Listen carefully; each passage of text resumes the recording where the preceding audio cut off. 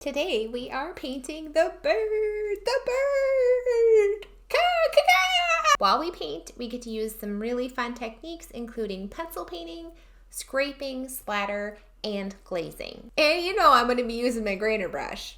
The reference photo and tracing for this bird are in the video's description. All the paint colors and supplies that I'm using to paint this bird can be found in my supply list at paint333.com. I start by tracing my bird onto my painting surface. I'm painting on New York Central Art Supply 300-pound cold press paper. If you haven't traced before, I have a whole video walking you through how I do it. Next up, I tested my colors. The gray is a mix of neutral tint and buff titanium, and the orangey brown color is a mix of opera pink and quinacridone gold. I have my workspace ready to go. So hopefully here you can see my tracing. Make it a little darker for you. I've mentioned before that I like a sketchy look, so kind of moving fast when you use your pencil. And really this is all we need. So we have our brushes, we have our color mixes, we have our water, we have our steps, we have our tracing ready to go. You'll also definitely want to make sure you have a pencil even after you've traced this out, because we're going to try a little bit of pencil painting on the feet. That is going to be a lot of fun. Let's dive right in. I have my dirty water and my clean water. In general, if I'm going to add water to the background, my water will be a little dirty just so you can see it. But you are not expected to use dirty water in your washes. You can use clean water. So in general, when I paint with my black outlines onto dry paper, I'm using a heavy mix, mostly paint, and filling up my brush. But as you can see, it's not coming out of my brush. It's a heavy mix of mostly paint, but enough water so it will glide across the page. And we're going to go ahead and start with the eye, since that requires the most fine detail. I have a little bit of an outline around the eye that I think is really pretty. And then of course we have the eye itself. And I'm using my Silver Black Velvet number 6 round, the brush I highly recommend for fine lines.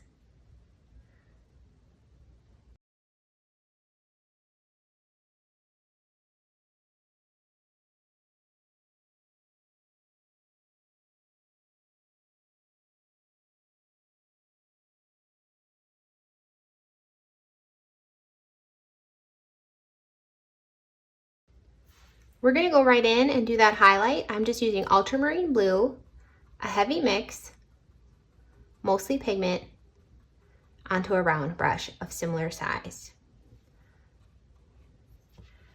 We're going to go right along that black outline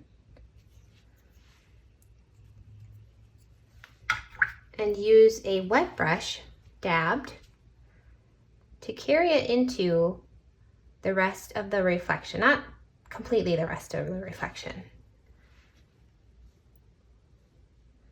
But we want to bring it in a little bit. I dabbed a little bit more blue in there.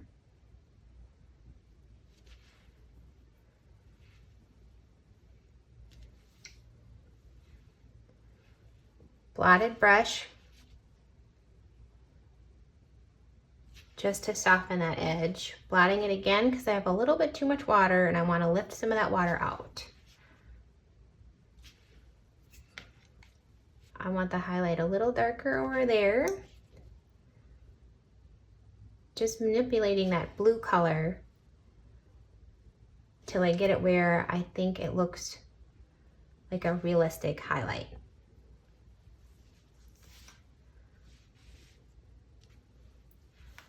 I'm going to use the same wet brush, barely wet brush, and soften the inside edge of that black outline we made at the beginning.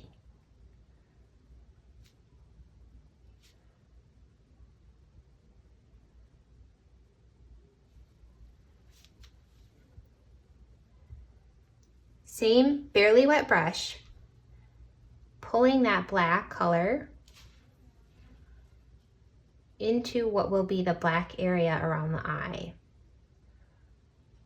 This brush actually is probably a little bit more than barely wet. I have some water that I'm laying down into the painting here. I'm gonna go ahead and drop some more of that black into that wet area, just dabbing that brush. And I actually want to pull a little bit along the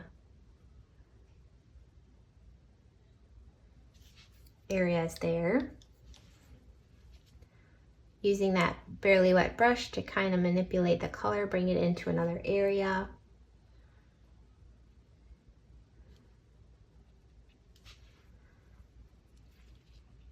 Softening that edge.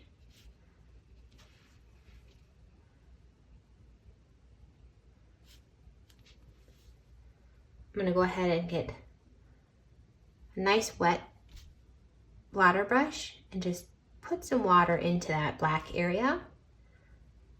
You'll see I do this a lot. You've seen that I've done this before because I love how it pushes the pigment.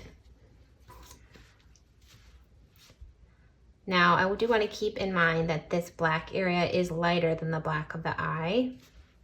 So I'm going to lift a little bit more out. And then put some more water in to really push that pigment to the edges of that shape that we made.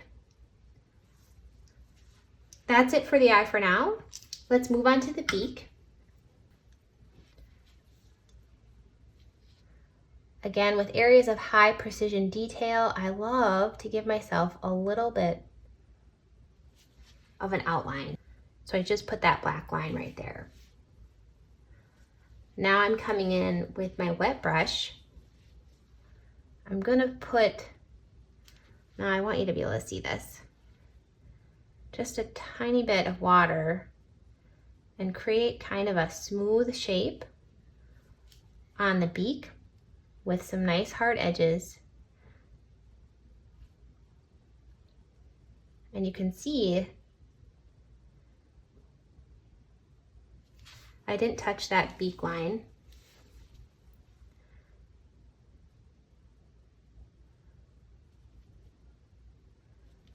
I'm going to keep going with the water down to the bottom of the beak. I kind of want it to connect here. Again, not touching that black line just yet.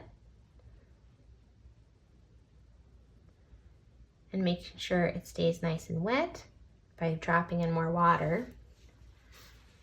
We're going to go ahead and grab that gray color. You can see the buff titanium is really settling, so I'm just mixing it in a little bit. This water was already pretty pigmented, so I don't need to add too much.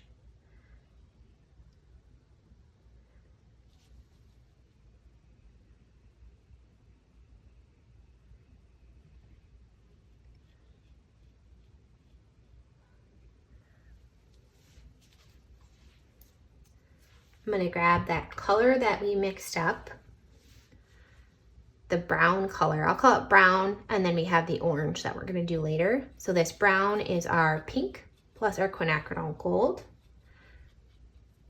And we're just going to drop it in. Looks like I need to have more to match the wetness of the paper.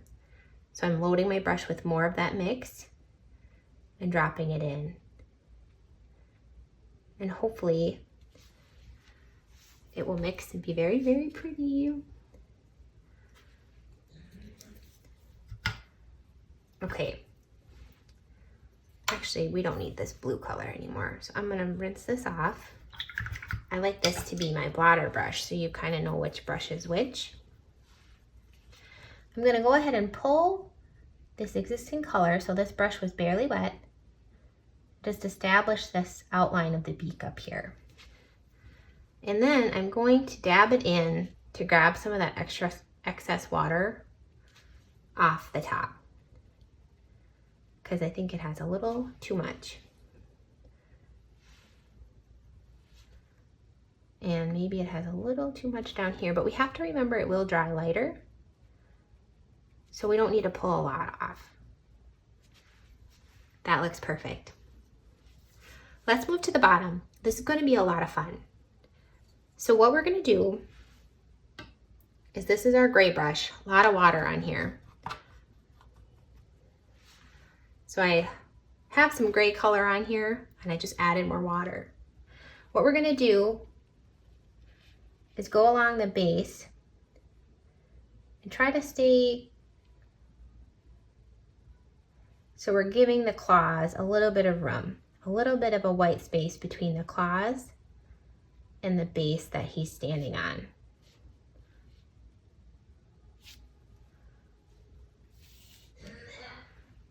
That's pretty. I just drug the side of my brush along the surface fast, hoping to just catch the texture here. But what we want to do now is really pool the water underneath his feet. And it can climb, and it can go into this area that we've established as well. So I'm adding some more water, just dropping it in here with my brush. Because in order for pencil painting to work, you need to have a pool of water to draw from. So I'm going up and around and doing some cool pencil marking to suggest where his feet are.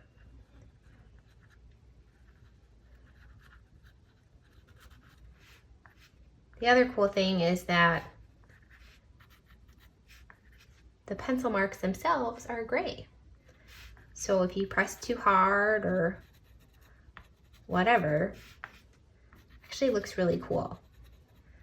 And I personally love a sketchy quality to the art. Not too sketchy, because I don't know, then it kind of, for me, I don't like that as much, because then it loses some of the detail that makes you particularly impressed by a watercolor painting. So we're pulling that water up to get the feet figured out.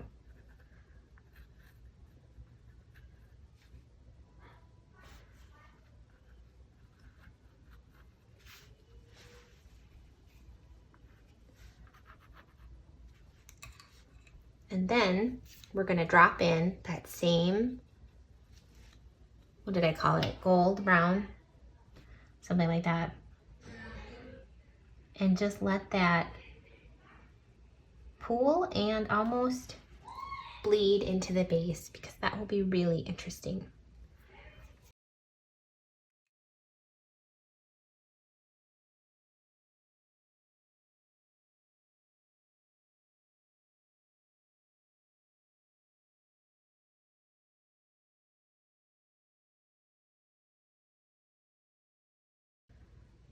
This color is a little intense in terms of, it kind of looks like blood. So I'm just adding a little bit of gray as well. You don't need to overdo this, because you'll lose that white space that suggests the bird's feet. Okay, now we're gonna do a variegated wash background. This is a great fundamental skill and a lot of fun, especially if you're painting a dark or a light animal. It's fun to be able to suggest their edges, their shape, their textures by giving it a background. Because white on white paper, sometimes those things don't always show up. So I'm using some dirty water so you can see it here. But you can go ahead and just put down clean water. So I'm giving a little space around the beak. Sometimes those white outlines are very good. And I'm keeping all the edges where I paint the water wet. I don't want an edge to dry. So I want this pool to stay nice and wet.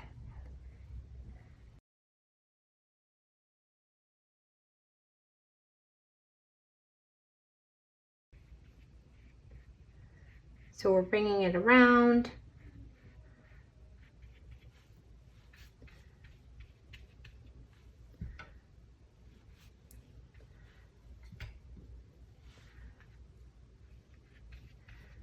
I'm not going to go like this.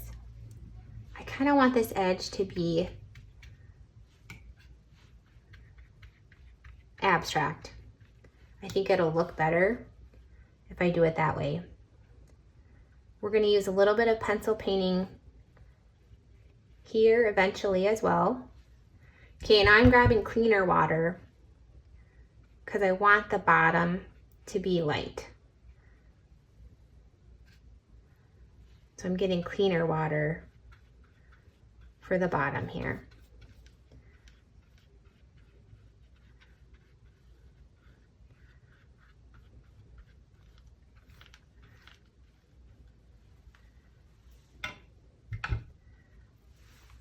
I want it nice and clean. Oh gosh, that was not my intention. I'll come back. Oh, you know, I don't mind that. That's kind of pretty. This is kind of turning into something really cool looking.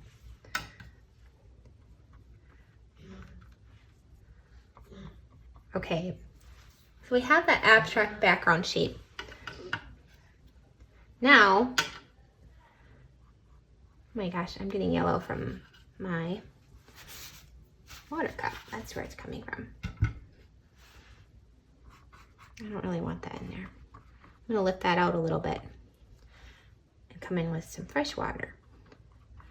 Perfect. So this pretty background. So now I'm gonna take that gray and we're gonna put it at the top.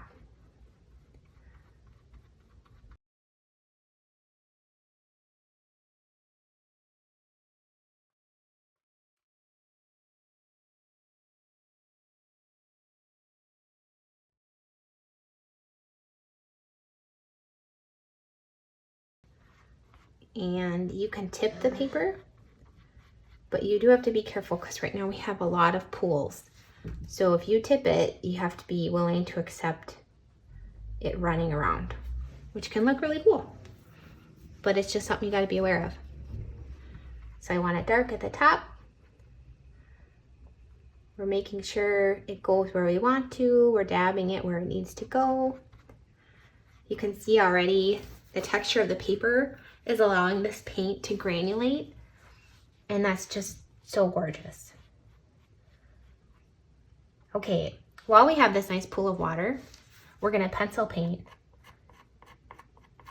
pulling that water to create these feather shapes.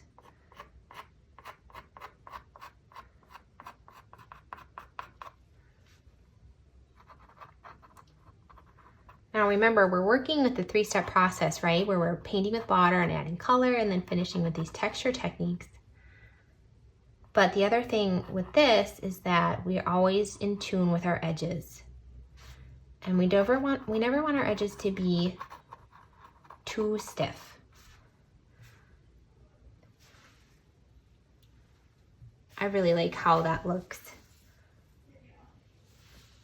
You can really see the paint is kind of congregating at the edges. So as this dries,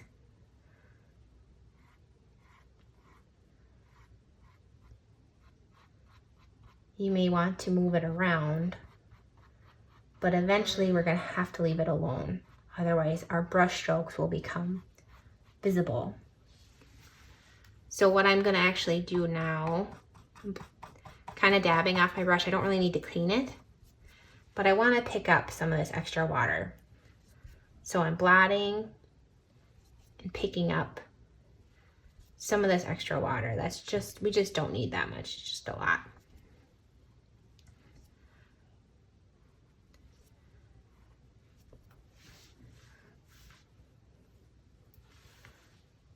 Before this dries, I'm gonna actually drop in some more water again to just push it.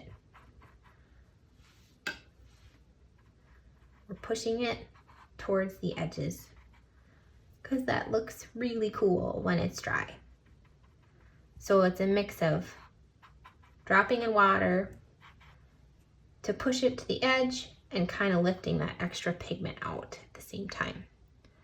That's kind of cool. I'm gonna see what happens over there. Well, I'm gonna lift a little. It might dry a little too dark. So the darker things are, the more your eye will be drawn to them, and it might be a lot.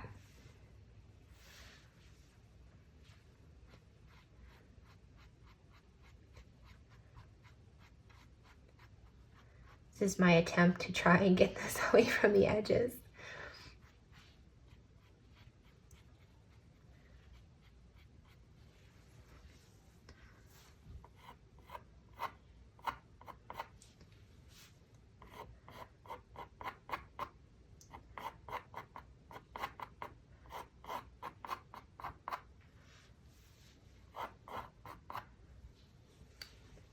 Okay, the only thing we want to make sure now is while we're doing the body, since the background is still wet, if we touch the background, they will combine. Sometimes that looks really cool. So that's typically another reason why I paint a little sloppy, is because sometimes those little accidents look really, really good. And we want that.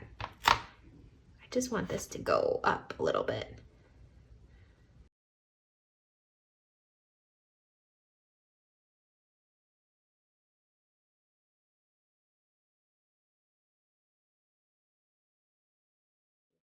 Typically, I talk about light sides and dark sides.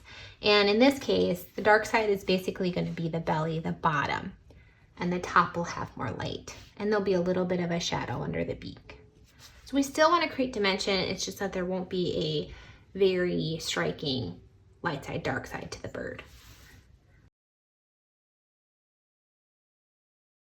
Okay. I'm hoping you can kind of see this water without me having to completely darken it in.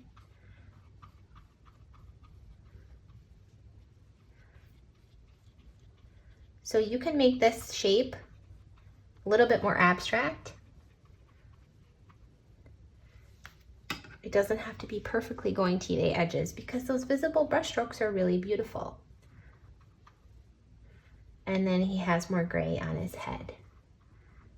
And I think I'm gonna actually touch the background just to see what happens, because that's really pretty. Okay, we have our grainer brush. I'm gonna grab that gray color and really focus my strokes towards the bottom. We need more black in there.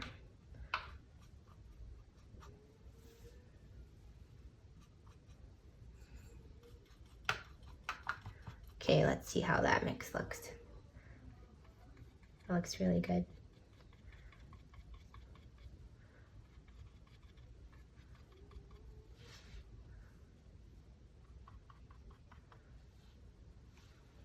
Okay, I'm gonna blot that so I have color, but a lot less color.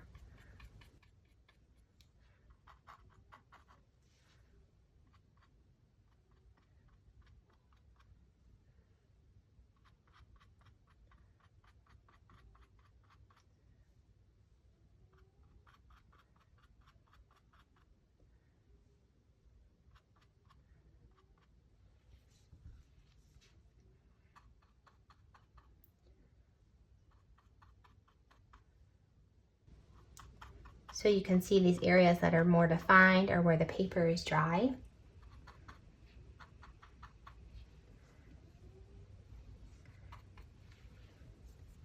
Blotting it a little bit so I can just pull this color. Need a little more. Need a lot more. Down. And I just love grainer brush for this reason, because it's so easy to paint the crisscross of the feathers. Okay, and we want to grab a little color, bring it up.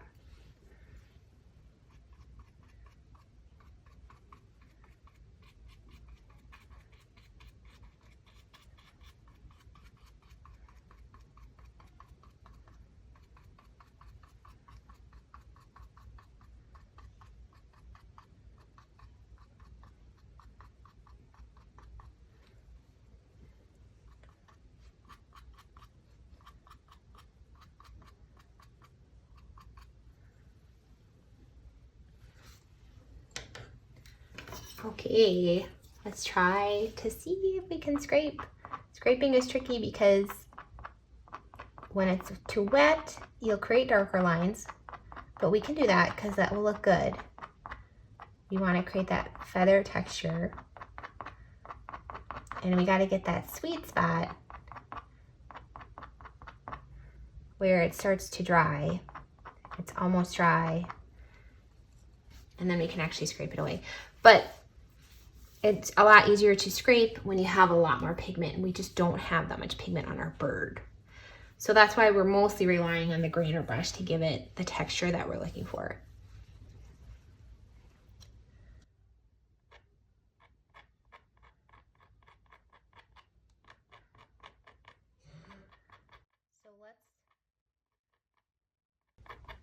Most of the scraping we're going to be doing will be creating darker lines.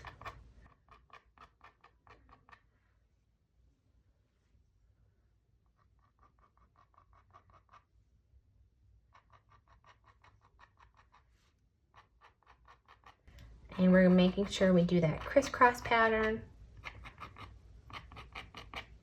for the feathers.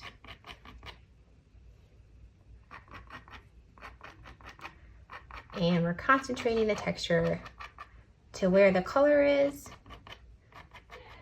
Remember, we don't want to put this everywhere. We'll lose its impact.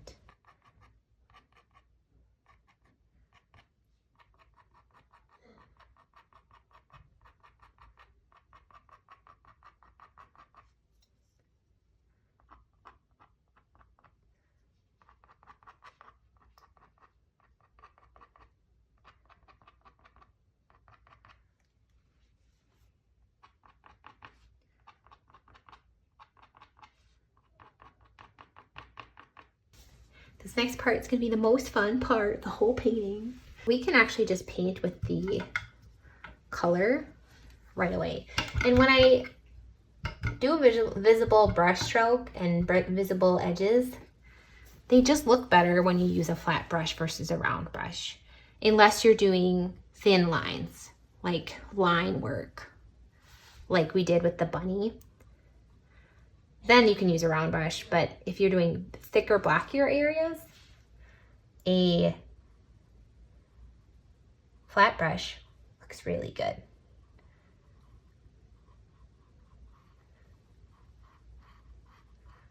So we're trying to keep this a little bit wet, and we're making it super, super saturated. And that's kind of all I'm gonna do. Isn't that crazy? It's so pretty. Actually, let's put a little bit right here.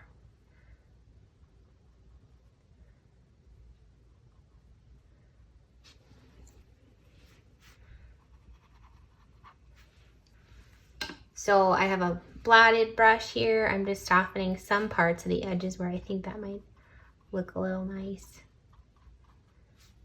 Oh my gosh, I have so many cat hairs, you guys. Those come off when it's dry, so I try not to fuss with them too much. Softening some edges, pulling some color around. Again, this is just a wet brush.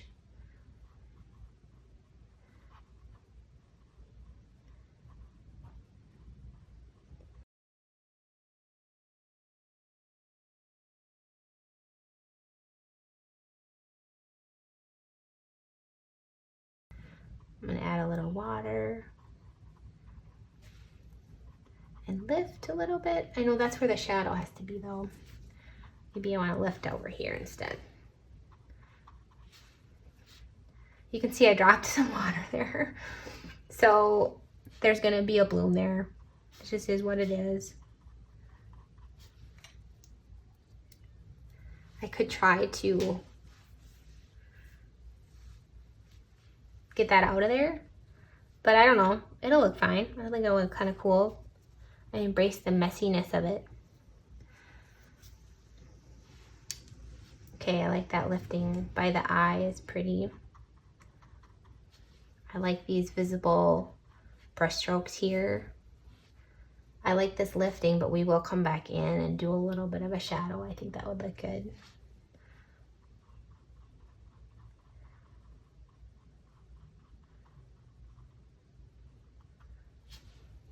And it's so fun to just put color, a single color in one place and then not have it anywhere else in the painting. I also really like that it's next to the blue because then they make each other pop. So you can see with the scraping, we just didn't have enough pigment for us to actually scrape pigment off, but we had it watery and wet enough and enough pigment to have it settle into those scraped lines. And I think that looks really good because it still gives the illusion of the feathers. Okay, so the paint on our bird, at least, is pretty much dry. We're gonna go in and refine some details on the face. So I have that heavy mix of neutral tint on a nicely wet brush. Again, it's not dripping, but it's saturated and it's a heavy mix. I really like the reflection of the eye right now, and I don't want to do anything to that because the more you go in there, and I know it's tempting and I've done it and I do it all the time, but it will lose that luminous quality the more we go in there and manipulate it. So we're gonna just focus on getting some detail around the eye.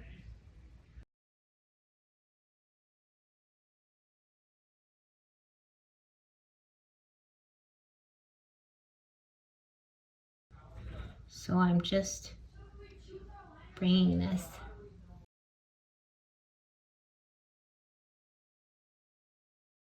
doing kind of some squiggles.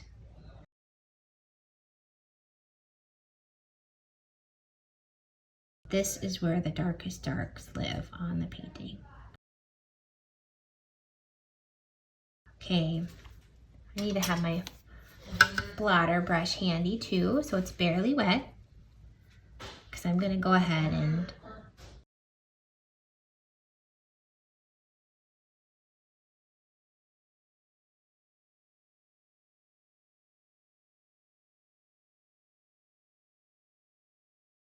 just gonna soften some of these pretty little feathery areas.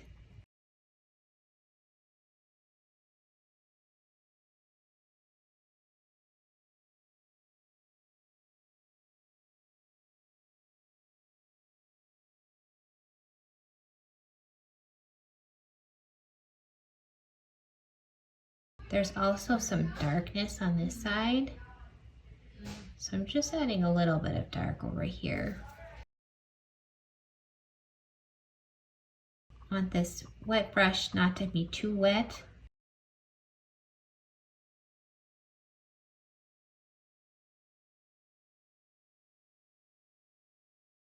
That's looking really good. I'm just making it a little tad darker. Blotting these areas, softening these. Sometimes it's fun to go in and just emphasize those edges that were created without us. Watercolor did this. This is fun, huh?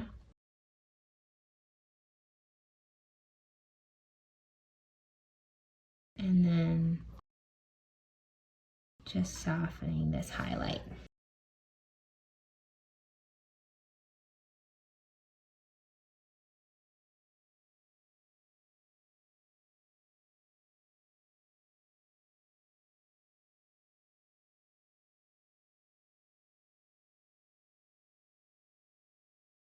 I'm lifting a little bit too, which is super fun. Just to emphasize this pretty reflection on the top of the beak.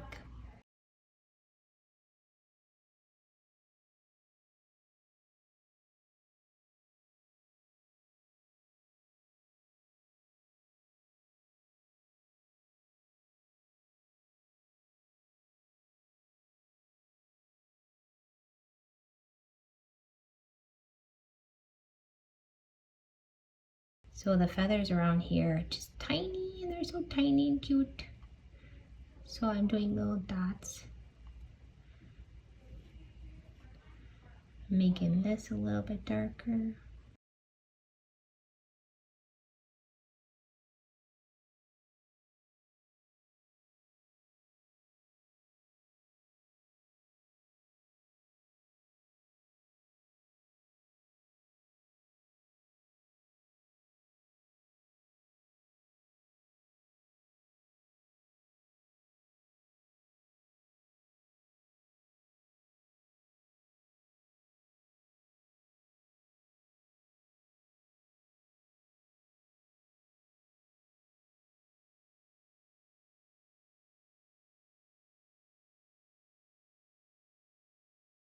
One of my favorite artists says at some point it helps to not look at the reference photo and just see the painting in front of you and focus on where you think the things should go. And I found that to be very helpful advice.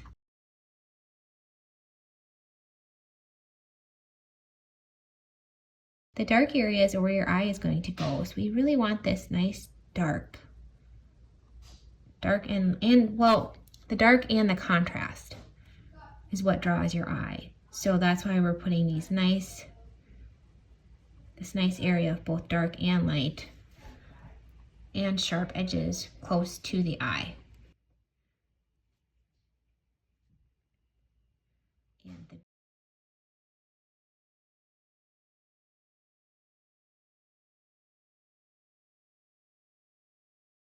Okay, we're just gonna try it. I'm gonna lift up a little bit here, push this pigment out, just see if this is pretty. I'm putting a little ultramarine right here.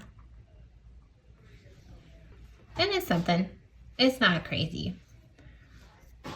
I don't know if it was necessary. I like it though, I actually don't mind that. So now we're kind of almost glazing a little bit. I'm getting a little ultramarine happy. This is risky business, you guys.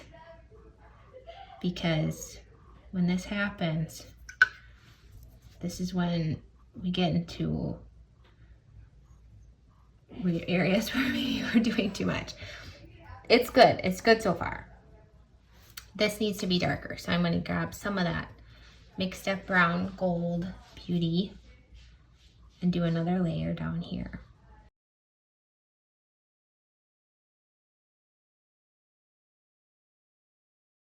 I'm going to be very careful not to touch the blue I just put down.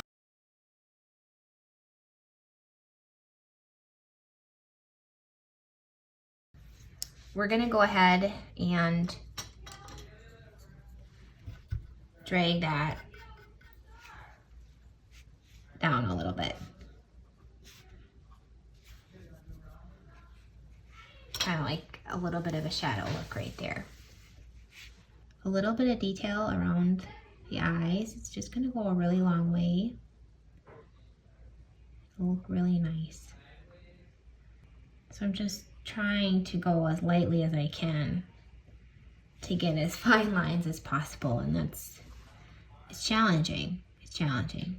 So if I get a line that's a little too thick, I'll just kind of soften it out. And pull some color here into that white area. It's just a little too thick of a white area. I don't really care for that. I know I said I wasn't gonna go and do anything in here, but I do think that might look nice. Yeah, I kind of like how that looks. Make that a little thinner. I'm gonna take a little bit more of that ultramarine blue and put it along here. Bring it up. So I blotted my brush off so it doesn't have any more of that ultramarine color.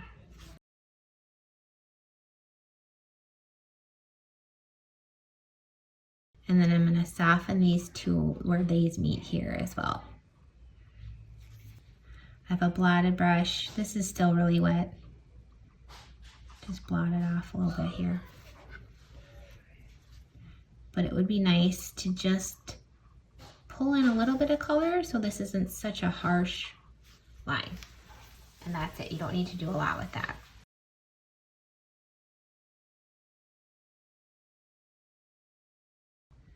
Okay, this is still wet, so it's a good time to go in and get a little bit of shadow and detail under the beak. So we have a neutral tint, not a ton on our brush. We're just blotting it in.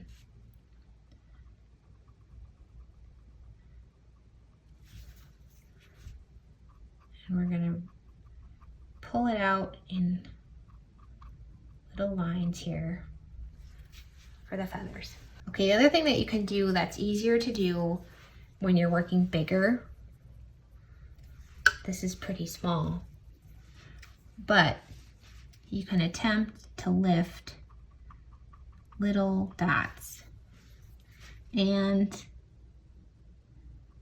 this might be too hard to do, but sometimes little dot highlights can look so good, but they're hard to do with a small. So I just have a blotted brush. I try to pick up a little tiny bit of pigment and then blot it on my rag. You gotta come in with a really clean brush though to lift that pigment off. And it's hard to do this small. But I don't know, that looks kind of nice. That's looking all right. This is still a little wet, not crazy wet. I'm gonna dip into that brown color again because I still want this a little bit more saturated. So I'm gonna pull it up with that. Just think that looks really nice. So you just add layers until you get that level that you're looking for. I'm gonna add a little bit to this black, just because I really want this. Okay, I blotted that brush, so this is my blotted brush. Just pulling that black down so you get that illusion of feathers. I'm gonna put a little bit more here. Pull it down to get that feather illusion. Looks really pretty. This is quite the bloom. It really bloomed back in, which I guess I should have realized it was gonna do. I don't know, that's a lot. That's a lot of bloomage. I'm just gonna see if I can kind of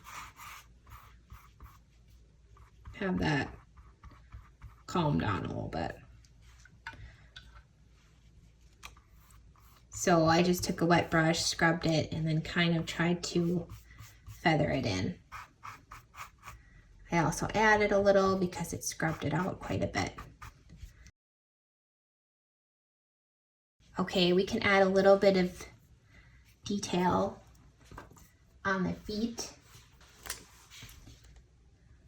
using just using our pen.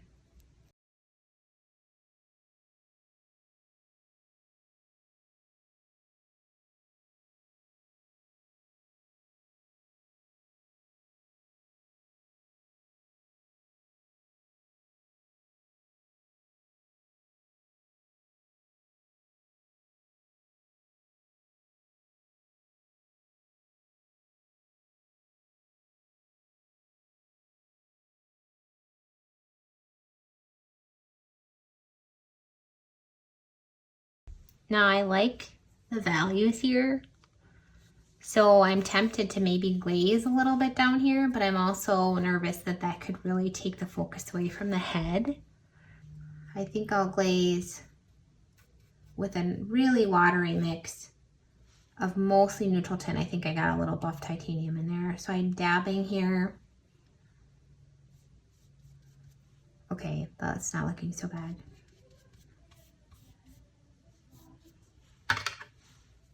Just don't want it to be too dark that it takes away from the face. But that's pretty. That looks really good. I do think a little tiny bit of splatter would be good. You don't need a lot, again. You definitely don't need a lot since you have the background on this one. But I think a little bit right here could be kind of fun. So just a little bit of splatter. And then coming in and maybe filling in little extras where it may look kind of fun.